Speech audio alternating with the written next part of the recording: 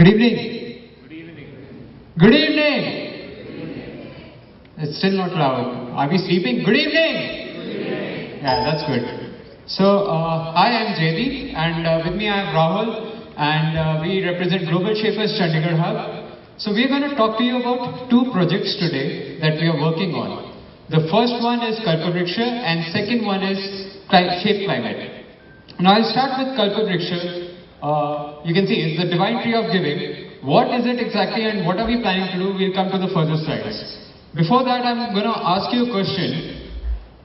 You visit an orphanage, so you know it's your birthday or it's something good has happened in your life and you feel that you want to give back to the society. You visit an orphanage. What would you carry with you when you go to the orphanage? What would you carry typically? Food? Clothes? Stationery, toys, brilliant, and books. So these are the typical thoughts that come to our mind, right? When I'm going to an orphanage, the kids might need books, stationery, Maggie, chocolates, and so we go with a very good intent of doing something good. So let's look at what really happens.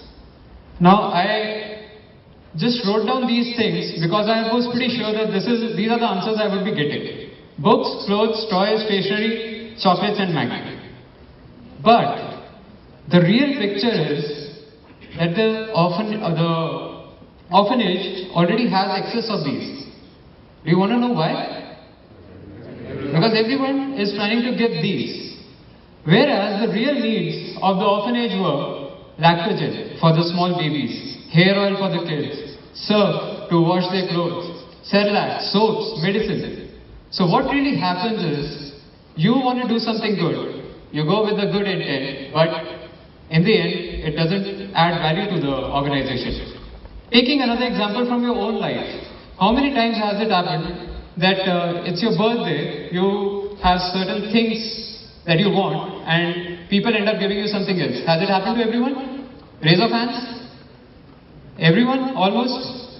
So what is the lack? Where do you think are we going wrong? What is missing? Information?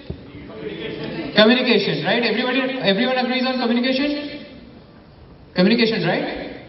So that is where the concept of Kalpavriksha comes in, which is the divine tree of giving. What we are planning to do is prepare a constellation, a group of mobile apps that will facilitate this communication. How we are going to do it, I'll ask Rahul to explain to you. Thank you.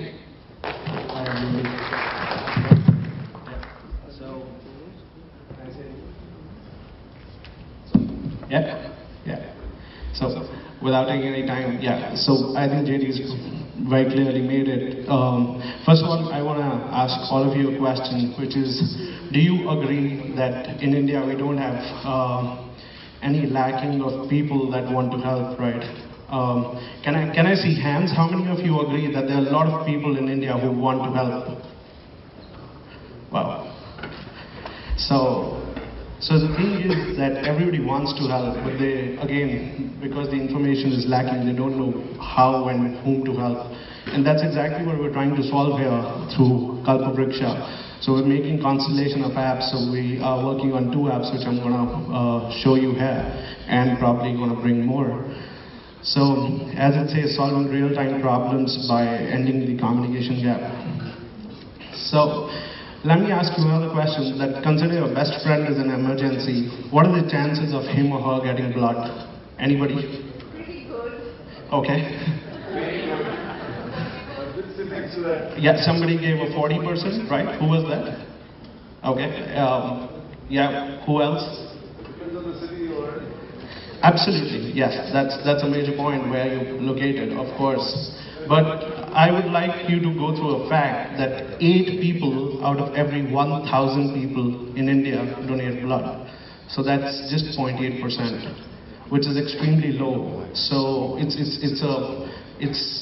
something that you can't miss out, you know. So that's why we have an app on it, which is called blooddonor.me. So which is available on the Google Play Store. You can download and, you know, start using it actually. So I have a screenshot here which kind of shows you what it does. It's very simple if you want to donate blood or you want to receive, and that's how you kind of proceed on it. So you can actually check out the app on Google Play Store. It's called blooddonor.me. I would also like to ask those two, how many of you, as the president of Net Impact Club said, visited Prabhu Asra, yeah? Is there somebody who visited Prabhu Asra? Yeah? No, I don't know. The video showed that, right? So, okay. So anyways, you know, as JD again said, that if you go to Prabhu Asra or any place like that, you should kind of know what exactly needs to be taken. So I saw in the photographs some fruity and bananas, so which is again very common. So everybody goes with a bunch of bananas, you know. People are seriously, kids are so fed up of having bananas in orphanages, they really don't even want to see, you know. So that's why we have another solution which is called In Kind. This is an upcoming mobile app that we're developing right now, which is very simple, that you go to donate when you want to check that what are the requirements of different non-for-profits, and the receive option for those who want to put what they want to receive. So we already have the web version live, which is inkind.co.in, and it should be available on the Play Store in about 3 months from now. So that's pretty much about it. Thank you.